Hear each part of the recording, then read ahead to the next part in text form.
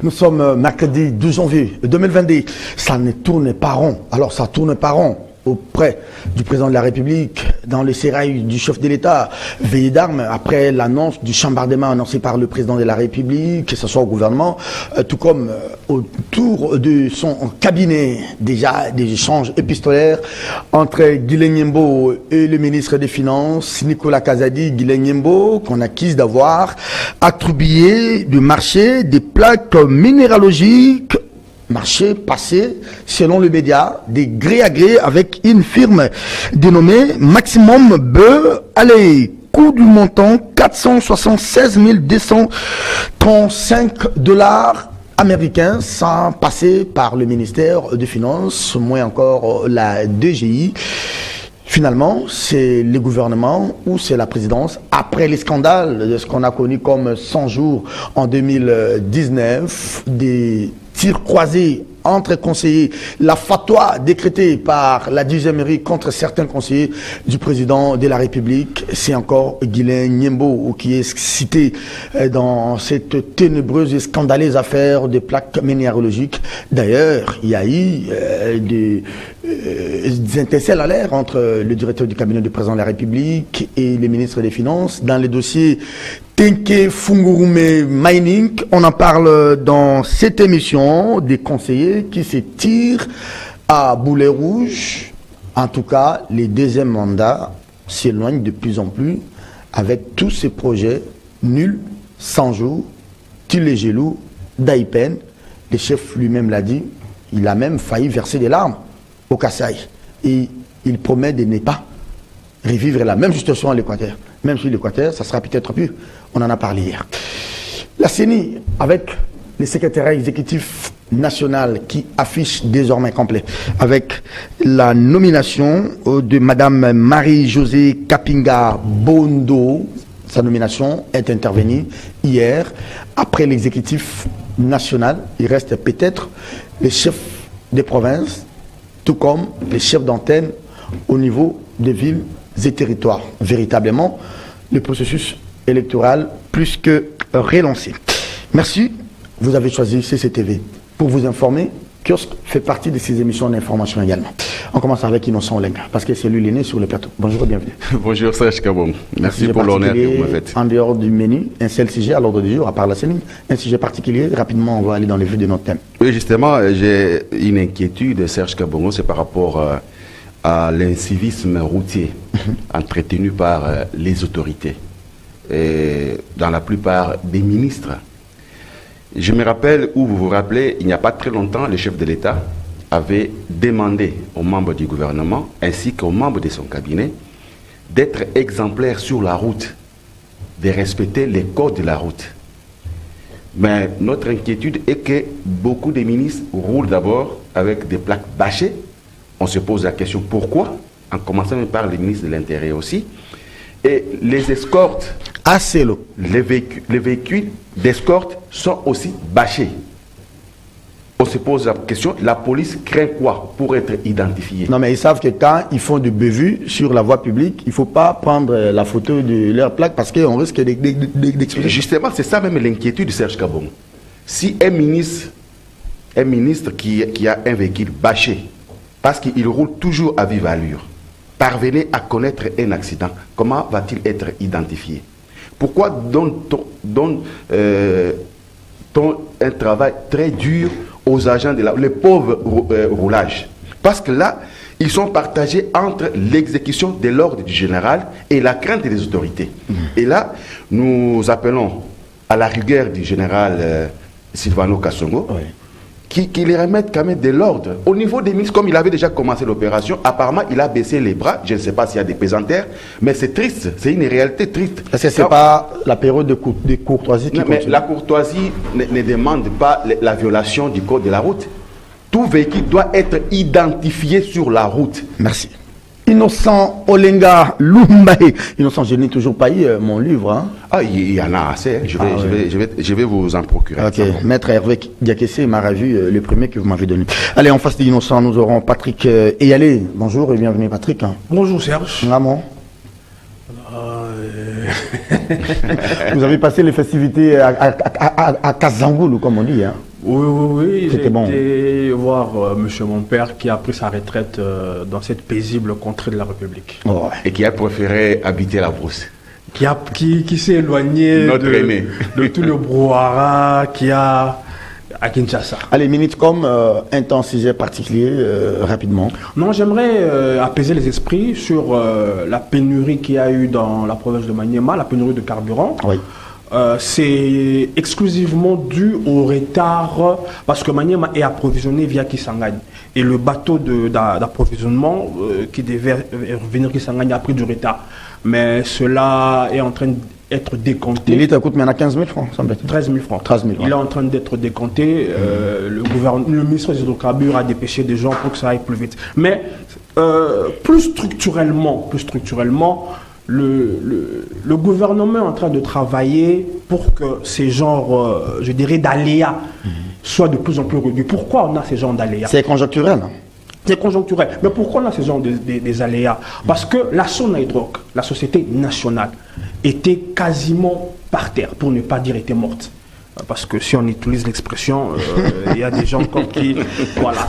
La Sonatrach était par terre. Elle ne jouissait pas de ses prérogatives. On était, ou on est jusqu'aujourd'hui, à la merci des compagnies privées, qui pour une raison ou pour une autre peuvent facilement manipuler, créer la rareté, faire de la rétention, créer la rareté et créer ce que l'on voit. Il faut qu'on partout ailleurs, au Congo-Brazza, en Angola, qu'on ait une société nationale viable.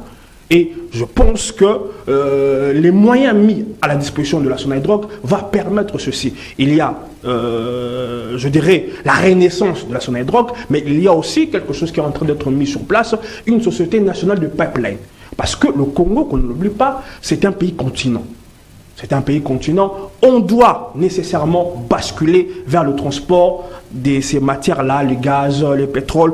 Il faut qu'on ait des pipelines qui vont dans les coins d'approvisionnement jusqu'au coin où on dessert les consommateurs. Ça, c'est le défi de Didier Boulou. C'est le grand défi. J'espère pour lui qu'il réussira. Pas lui comme individu, mais comme l'ensemble de l'équipe gouvernementale. Je parle du ministère, d'abord des hydrocarbures et ensuite le gouvernement. Très bien. Merci Patrick Yali. On boucle la boucle avec Gauthier Sey. Il est des Netic News. Gauthier, bonjour. Bonjour, cher ami. Vous allez bien? Oui, on tient par la grâce de Dieu. En off de record, vous m'appelez parrain. Pourquoi vous m'appelez parrain? Non, ça c'est les à côté de caméra. Les à côté de caméra. Hein? Merci beaucoup à vous. Allez, Gauthier, un sujet particulier. Je sais que vous êtes très content, très ravi de découvrir Patrick et Innocent Olenga. Allez, un sujet particulier ou bien la une de votre site ce matin. Vous revenez sur quel titre, quelle actualité? L'opération Zéro Trou. C'est-à-dire? On sent que rien ne marche depuis un moment. Les premiers ministres a lancé ça avec pompe. Et quelques jours après son lancement, on a senti que les choses bougeaient quand même. Mais après, tout est au ralenti. Et je me dis pourquoi. Il faudrait quand même que le Premier ministre puisse jeter un coup d'œil là-dessus, qu'on puisse rapidement accélérer ses travaux pour essayer quand même de nous aider, de circuler calmement. Vous savez, pour arriver ici, il faut quitter chez moi à 6 h du matin. L'émission à 9h30 et tu quittes à 6 h parce que j'habite Pigeon. Si tu oses quitter à 7 h, 7h30, je n'arriverai pas avec des bouchons, avec des nids de poules partout. Il faudrait quand même que le Premier ministre voie le plus tôt qu'est-ce qu'il faut faire, que les travaux reprennent afin qu'on puisse quand même soulager la circulation parce que ça, c'est à la base de beaucoup d'embouteillages et d'accidents. Innocent Olenga, vous reprenez les micros. Rapidement, on va prendre l'unique thème que nous allons développer tout à l'heure de cette émission. Il y a une sorte d'affairisme dans les cercles proches du président de la République, Félix Tshisekedi, qui avait promis de faire les ménages. Ça sent un peu une sorte de panique qui gagne le terrain et ça bouge dans tous les sens. Qui partira, qui ne partira pas. Et comme pour embrayer là-dessus, on apprend que c'est les DIRCAB. Peut-être on n'a pas tiré les leçons de ce qui est arrivé à Vital Kamere, qui vient de conclure un marché avec cette entreprise dénommée Maximum B. Et montant de la passation, 446 235 $ américains.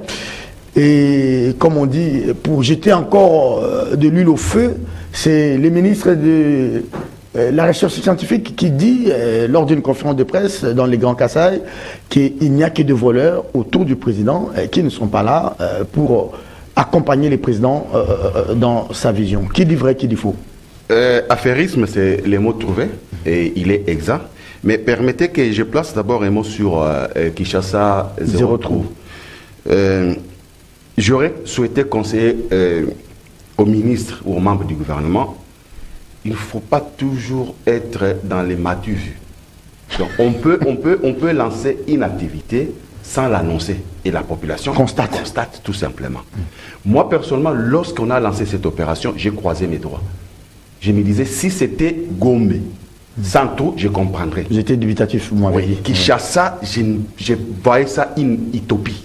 C'est-à-dire, vous savez, chaque jour, on essaie de construire là-bas, de l'autre côté, ça détruit. Parce qu'il y a les routes, quand il faut les aménager, il faut d'abord commencer par évacuer les voies. Donc les caniveaux et consorts, il faut les entretenir pour laisser la chaussée couler facilement. Mais lorsque l'eau stagne sur des chaussées, ça pose toujours problème. C'est l'ennemi numéro 1. Donc, moi, je ne vois pas cette opération aller jusqu'au bout. Hier, j'ai tenté de faire un petit inventaire. Je suis passé par les affaires étrangères. Les ronds-points là, si vous voulez les contourner, vous trouverez des... Place de la justice. Oui. Et c'est non loin du ministère des ITPR. C'est non loin de là. Ah, ça c'est un raccordement frauduleux. Si vous allez sur OIA, prenez seulement votre Kitambo. Ah, là il faut oublier. La commune est en train de disparaître même de la carte de Kinshasa. Donc, il faut revoir bien les calculs. Oui. Lorsqu'on veut lancer une opération, les faire sans tambour ni trompette. Merci. Alors, revenons à l'affairisme. Ce qui commence à m'inquiéter, moi personnellement, c'est, je n'appellerai pas l'éthargie du chef de l'État, mais c'est sa négligence de ne pas sanctionner. Ça commence à m'inquiéter. L'impunité. On a tant décrié les vautours auprès du chef de l'État. Il faut sacrifier les gens, même les amis proches. Serge, vous connaissez l'histoire de Eketebi? Oui. Vous connaissez l'histoire? Avec le maréchal. C'était l'ami personnel. De Mobutu. L'ami d'enfance de Mobutu. Mais lorsqu'il avait commis une bévue au sujet de l'achat d'un avion de Air Zaïre, oui. Mobutu a pleuré. Il n'a pas voulu les mettre en prison, mais il a relégué au village jusqu'à sa mort. En Bandaga. Et que Tibi n'avait jamais eu une fonction. Parce que Moutou, tu connais la phrase qu'il avait prononcée? Mbongo Oyo et Ketebi allié, et Kopesa Moutoma et Namis. C'est ça les chefs. Il avait sanctionné. C'était son Oyo Bilonda aligné allié. Non, Bilonda Batoula, il faut faire la nuance. Non, c'était juste un raccordement. Je ne suis pas son avocat, oui. Mais l'éclaircissement donné par le directeur général du FPI, qui a fait d'abord la démarcation, la nuance, la différence entre Tchilégelou, projet Tchilégelou, et les inégalités sociales. Et les projets de lutte contre les inégalités sociales, ça c'est deux projets différents. Or, le FPI est dans les programmes des inégalités, de lutte contre les inégalités sociales. Les programmes qui et comment Bilonda s'est retrouvé là comme conseiller? Non, il est superviseur tout simplement. Parce que il est conseiller en même temps superviseur. Non, c'est un programme de la présidence de la République.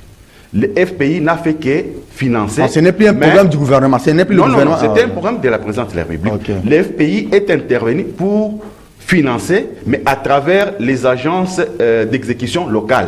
Et là, en Mbuji-Mayi, on a choisi les diocèses de Mbuji-Mayi et les gouvernorats, à qui on a donné l'argent, et non pas 14 millions de dollars comme on l'a dénoncé.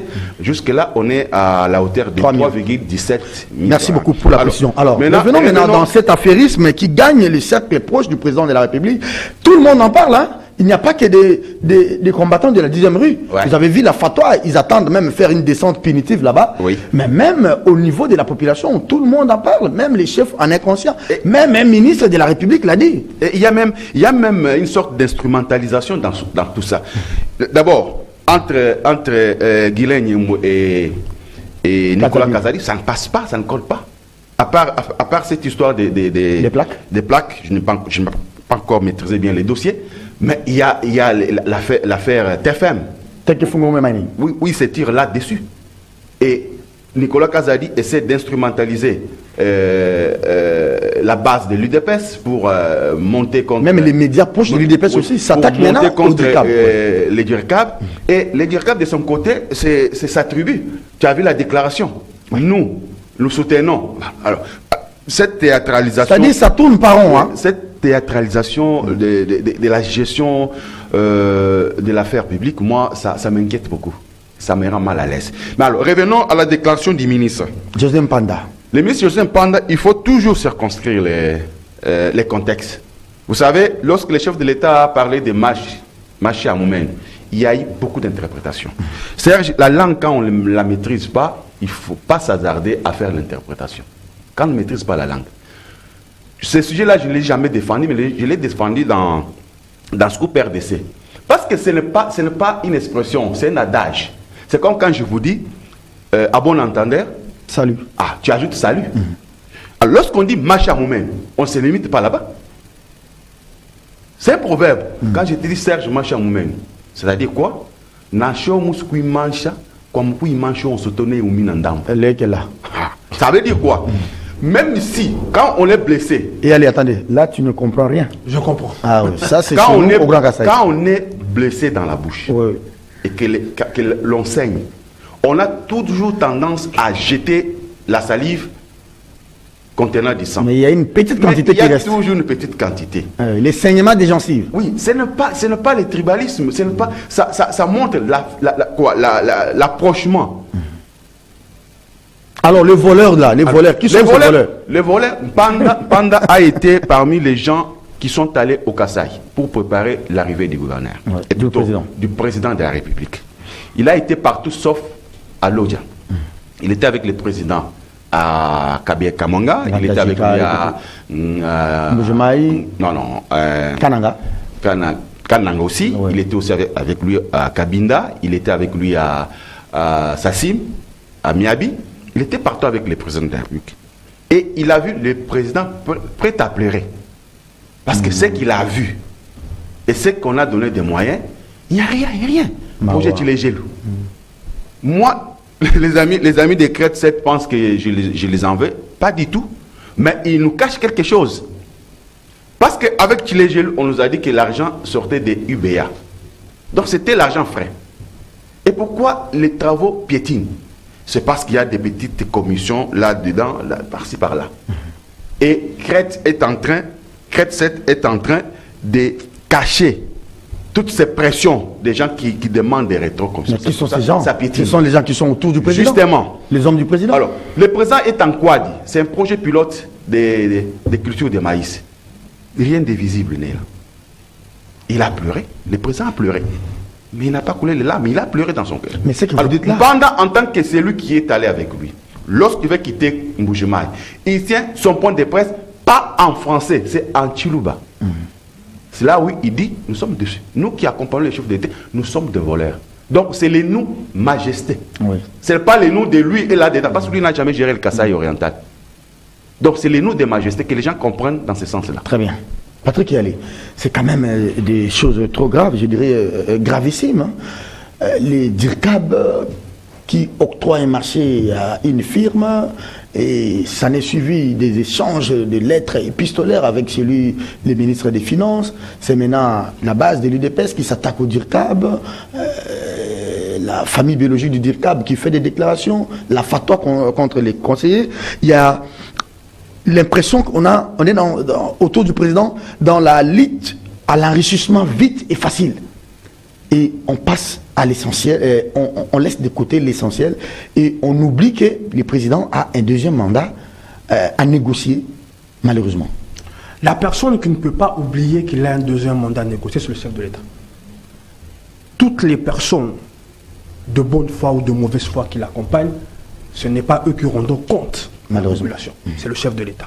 Je le dis, faisons suite à mon dernier passage pour encore aujourd'hui, profitant de ce plateau, interpeller le chef de l'État. Parce que tout ce qui se passe dans la basse-cour, le responsable, celui à qui on imputera cela au moment indiqué, ça sera lui. Mais les problèmes aussi, est-ce qu'il n'est pas aussi, comment on dit, dans une... je ne parle pas en termes de dilemme, mais la difficulté, est-ce que pour son honneur, pour son prochain mandat, il doit sacrifier même les amis proches avec qui il était dans la diaspora, les amis avec qui il a milité? C'est peut-être ça toute la difficulté. Non, j'aimerais nuancer l'affirmation de mon aîné. La faiblesse qu'on a toujours eue avec nos chefs de l'État, c'est cette faiblesse à la sanction. Et ça a commencé avec Mobutu. C'est vrai qu'il y a eu des moments où le Rubicon était franchi et devant cet état des choses, il arrivait à Mobutu de sanctionner. Il arrivait aussi à Kabila de sanctionner. Mais les sanctions tant entendues au regard des crimes commis n'ont jamais été au rendez-vous. jamais été au rendez-vous. Vous avez parfois des gens qui s'en sortaient avec tout leur butin, si on peut appeler ça ainsi. Tout leur butin. La faiblesse de la sanction est l'un des talons d'Achille du leadership de l'homme congolais. En allant du sommet jusqu'au plus petit. Parce que, mon aîné l'a dit, nous sommes un pays, nous avons une culture où, j'aimerais encore récupérer l'expression, bien que l'expression est tordue, mais prenons-le dans le contexte tordu, où face au Machi à Moumène, nous avons une certaine faiblesse, nous avons un certain laxisme, tout en ignorant que ce sont les Machi à Moumène, pour la plupart, qui sont en train de créer votre trou. Ça s'est passé avec le président Maréchal, avec... Joseph Kabila l'a dit aussi. Permettez-moi de le dire. Mettons les pieds dans le plat. Ça s'est passé comme ça dans l'armée avec les Ngwandi. Quand on a fait l'armée à l'image des Ngwandi. Mais ce sont eux sur qui le Maréchal s'était appuyé qui ont causé la faillite de la DSP. Tu sais de quoi je parle? J'aimerais pas citer les noms. Ce sont mes oncles, attention.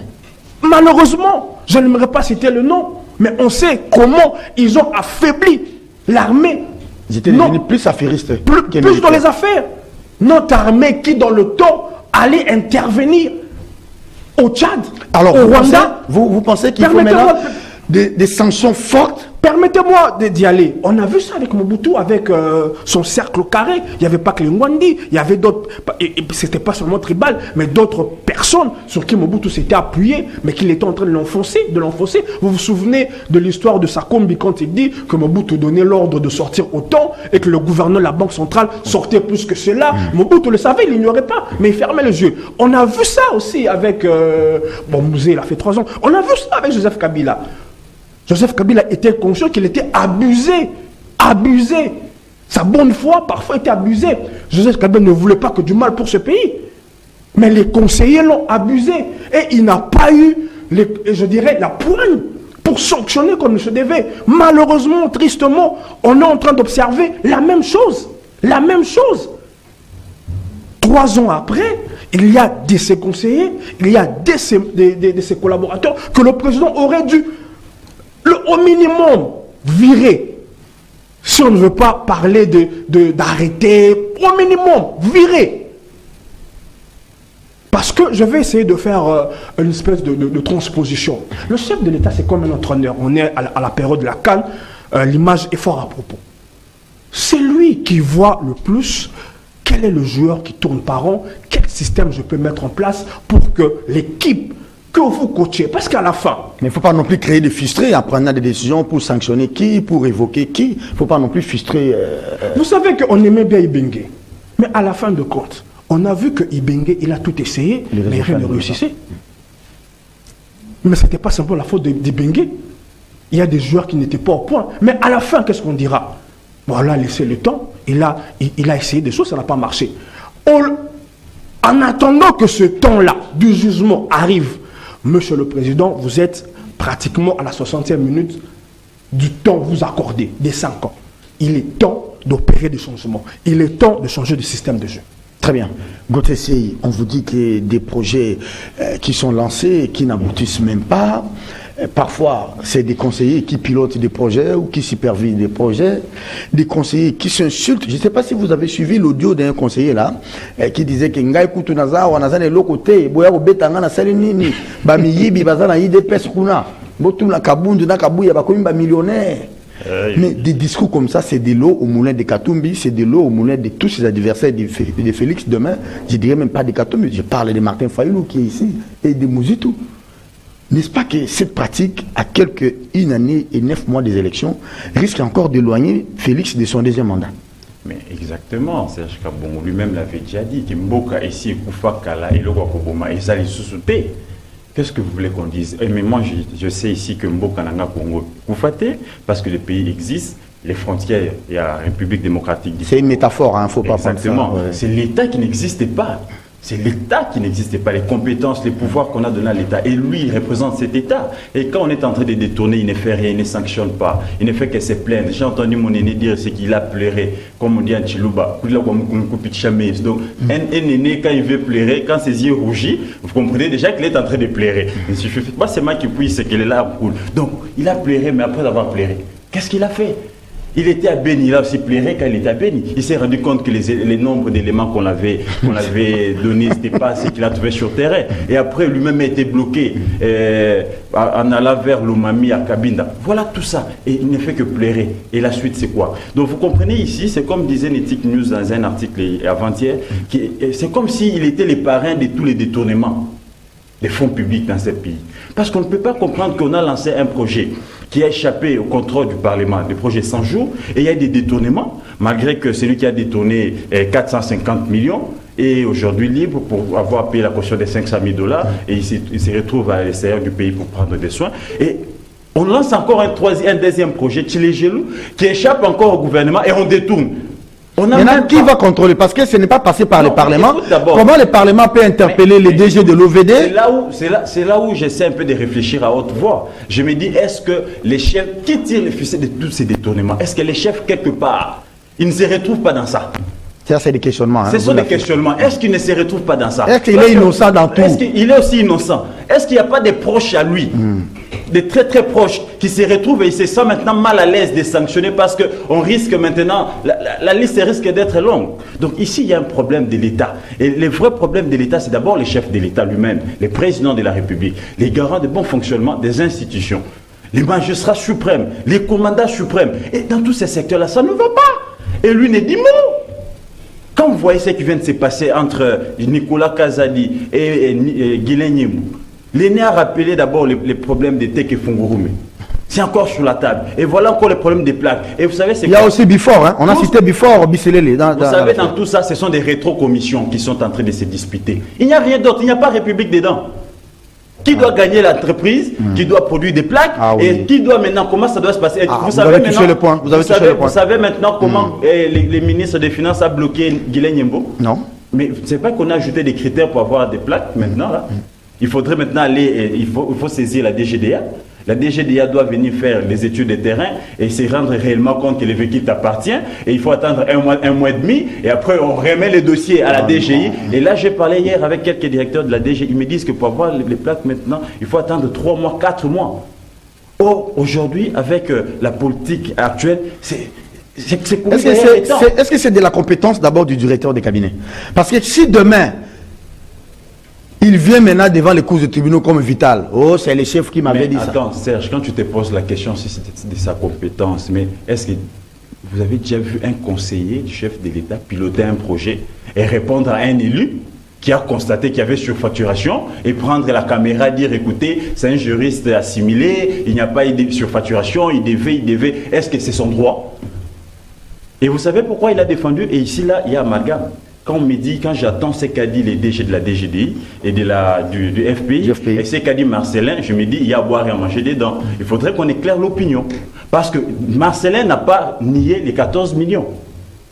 Plutôt, il a demandé à Ngoïka Sanji de se rendre, de se référer auprès de ceux qui pilotent les projets pour avoir les termes de référence et savoir qu'est-ce qu'il y a dedans. Et maintenant, quand on écoute les DGAI du FPI, ils nous disent non, ce n'est pas 14 millions, nous avions déboursé 3 900 000, si c'est 800 000, il y a ceci, il y a ceci. Donc je me dis qui manque qui?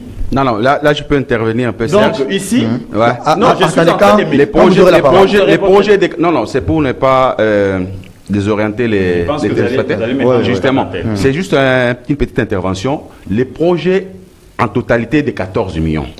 Donc 10 800 pour la province, les gouvernorats, et 3 millions quelque chose pour les diocèses.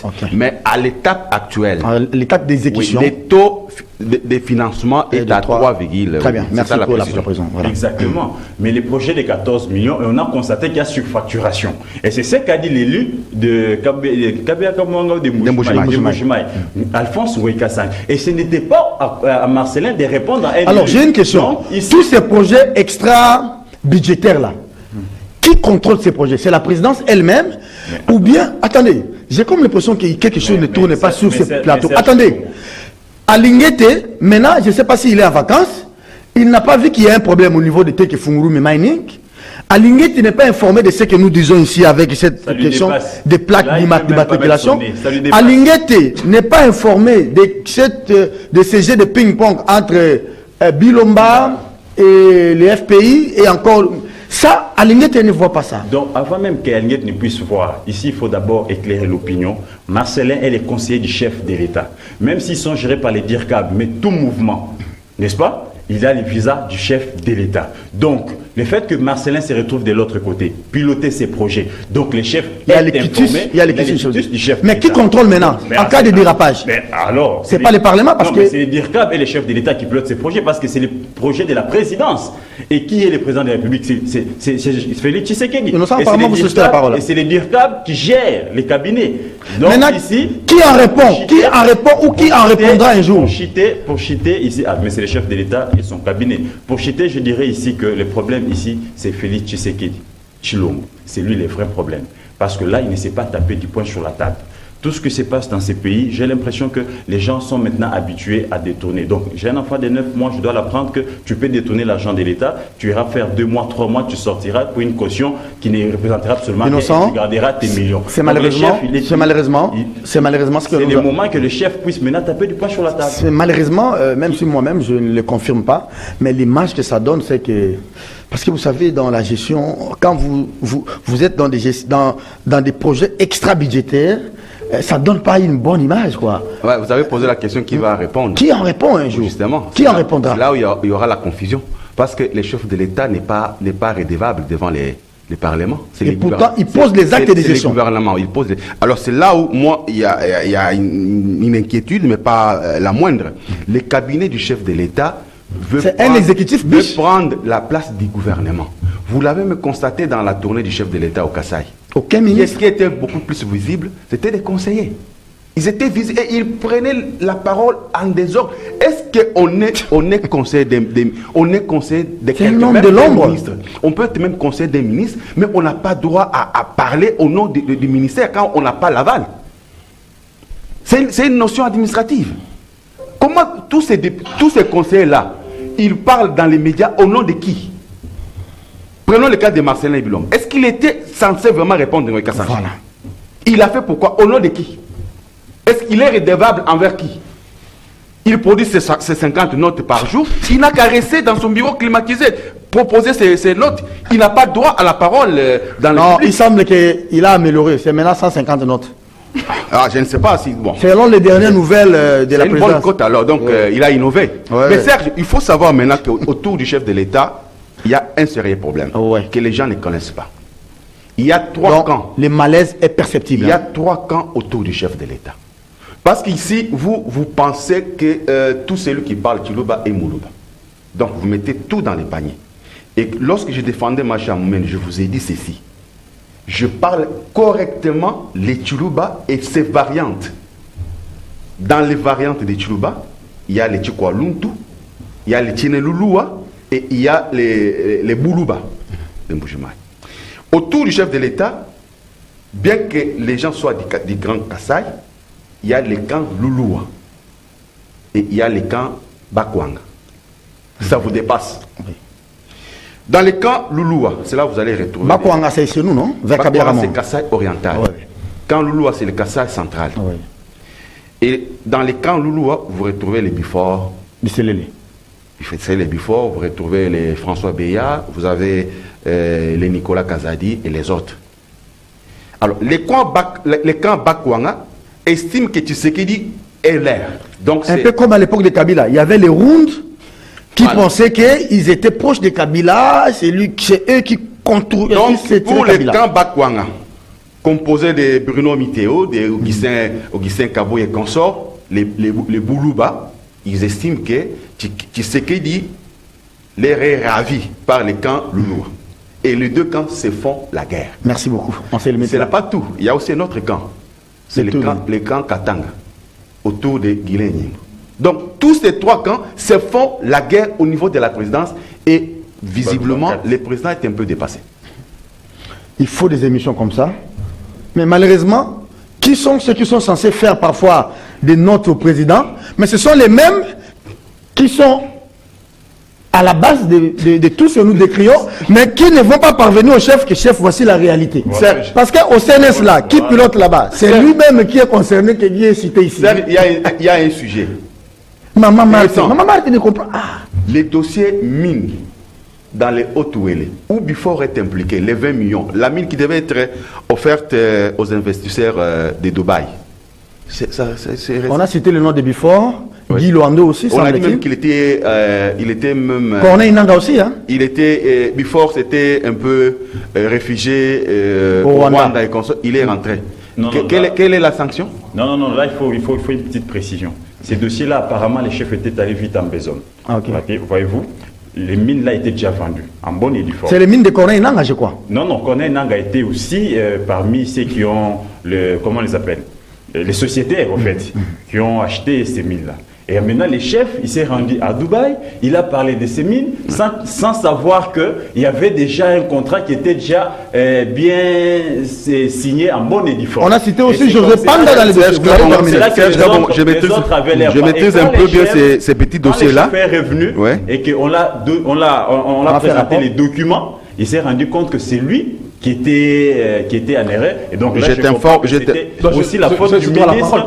C'est aussi la faute du ministre des Mines. Donc Patrick, parce que ici, il faut être seulement... J'ai pris quand même langue avec Bifor, j'ai pris langue avec Guy Luando. Et j'étais aussi...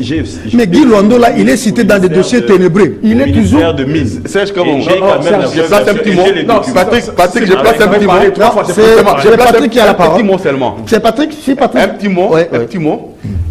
Mais mon chef Gauthier, bien sûr, il a aussi la maîtrise de ces dossiers-là, mais je lui donne une information. Bifor a fui la confrontation entre lui et Nangaa Mbujimayi auprès du chef de l'État. Va vérifier. Bon, moi je vais... Ah oui. Non. Mais non, le problème c'est que maintenant, regardez, tous les dossiers c'est autour des conseillers de Félix, c'est autour, et une petite minorité... Vous avez un gouvernement parallèle. C'est un gouvernement parallèle. Je peux reprendre la parole quand même. Oh le pauvre Sama, oui, allez.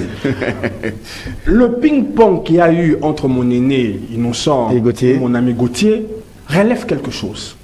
Nous sommes aujourd'hui dans le monde, je dirais, du sensationnel, où la première information qui apparaît gagne du terrain est considérée comme vraie. La bonne.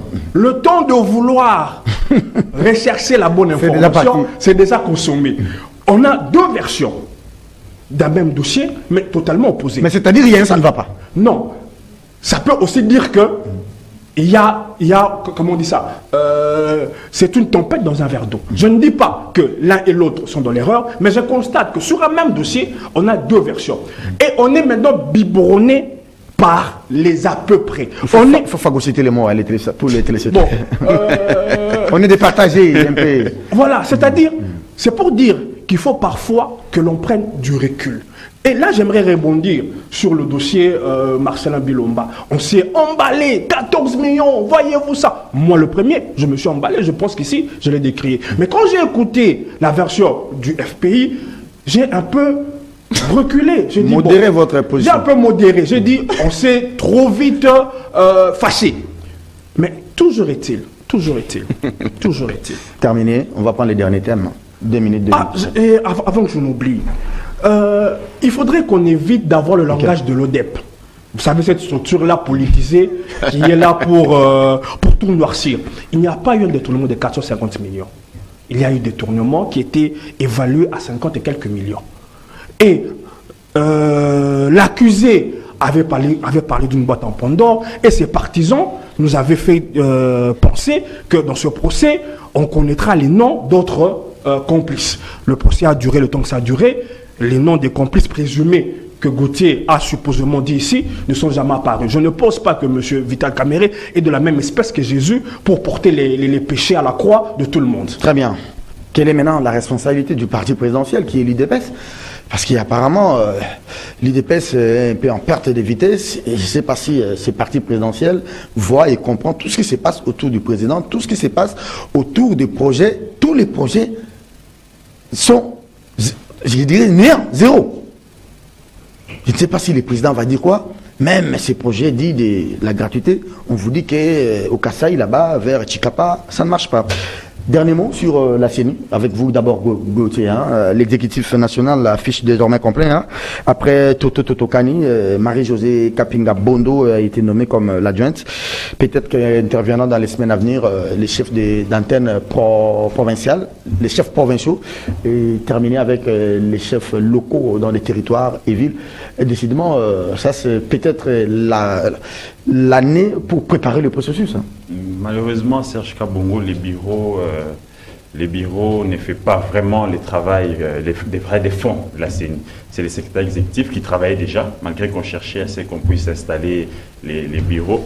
Mais les secrétaires exécutifs travaillaient déjà avec l'ancien bureau des missionnaires Nanga. Mais c'est moi ici, le vrai problème, ce n'est pas l'installation de membres.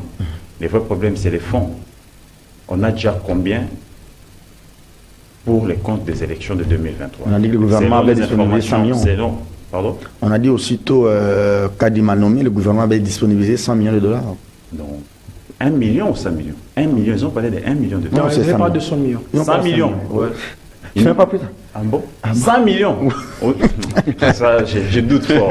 Il nous faut 1,5 milliard pour organiser les élections. Selon mes cadres, j'apprends qu'on a déjà un retard de 26 mois de cotisation.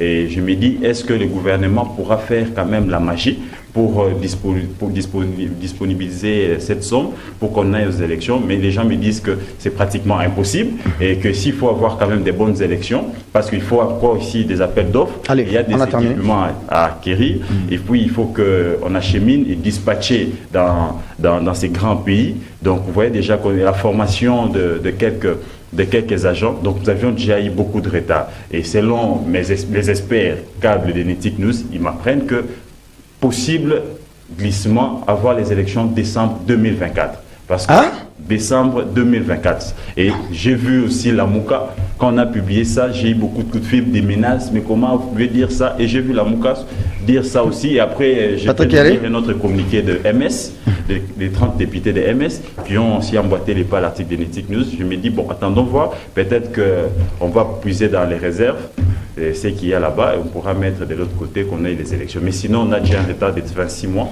et je ne sais pas comment ça va se faire. Marie-Josée Kapinga Bondo, on ne la connaît pas assez, vous avez scruté son CV? Oui, c'est une ancienne de la CENI, elle est à la CENI depuis 2005. Ok. Ouais, elle a gravi les échelons, c'est pas quelqu'un qui est venu de l'extérieur. Elle a participé, il faut le noter, quelque chose d'assez différent et d'assez innovant par rapport au précédent CENI. Il y avait appel à candidature, tant pour son poste que pour le poste du CENI. Monsieur Toto. Monsieur Toto. Il y avait à peu près une cinquantaine de candidatures. Et Madame Kapinga, qui s'appelle, elle est une ancienne de la CENI depuis 2005. Elle a concouru et elle a remporté. Elle a étudié en Bandaka, j'ai vu. Elle a eu son diplôme à l'université de Mandaka, notre chère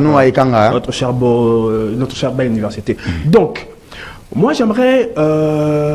c'est vrai, l'histoire de 100 millions, c'est 100 millions, mais les 100 millions n'ont pas été disponibilisés. Après les 100 millions, on a près de 250 millions.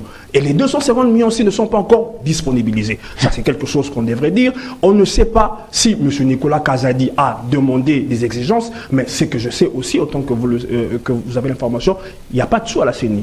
Ça, c'est de 1. De 2. Pour terminer, on n'a plus de temps. Vous savez que j'ai parlé les mois que les deux. De 2, j'allais dire ceci. D'abord, pour parler de chiffres, 1,5 milliard, je pense que c'était exagéré. On peut aller dans les 800 millions. 850, 900 millions. Je pense que dans la rationalisation du processus électoral, il se peut qu'on soit en deçà du 1 milliard. Le 1,5 milliard, souvenez-vous de Hold Up Congo, c'était des choses qu'on exagérait pour qu'on ait des rétrocommissions. Parce qu'on a dit même des Nanga qu'il avait surfacturé les machines à voter. Lui et comme Bassengezi avaient bénéficié des 100 000 $ américains. Non, 100 millions. 100 millions. Donc, je pense que les 1,5 milliard, prévisionnellement, on ne va pas les attendre, ce sera à moins de 1 milliard. Mais sur le dépassement du probable tenue des élections, je pense que si cela s'avère... Il faut en parler maintenant. ...être vrai, il faut en parler maintenant. Innocent Wanga, terminer l'émission. Justement, vous vous êtes posé une question où vous n'avez pas donné la réponse. Vous avez posé la question de savoir, dans tous les déboires au niveau de la présidence, avec les Tchilégés et les consorts, quelle est la position de l'UDPS? Je vous informe ici que l'UDPS ne contrôle pas la diaspora. Ouais. La diaspora, c'est un électron libre. Donc, si vous posez la question à Kabouya, tant qu'à même à Kabound, ils vous diront qu'ils ne contrôlent pas la diaspora. C'est ça la réalité. Madame, Monsieur, merci à vous d'avoir été des nôtres. Kiosque, c'était Innocent Olenga Lumbaye, Gauthier Sey de Netuk News, Innocent de Scoop RDC. Merci aussi à Patrick Yalé. À vous, chers téléspectateurs, d'avoir été des nôtres. Vous avez aimé certainement ces belles images signées Moro Djambé et Dadi Koussaka. Dadi Koussaka qui vieillit, hein, un peu comme un bambou. Bonjour Dadi. Vous allez bien? Merci pour l'amour du travail. Hein. Allez, on se retrouve demain. Jeudi Éco, Faustin Koudiassi.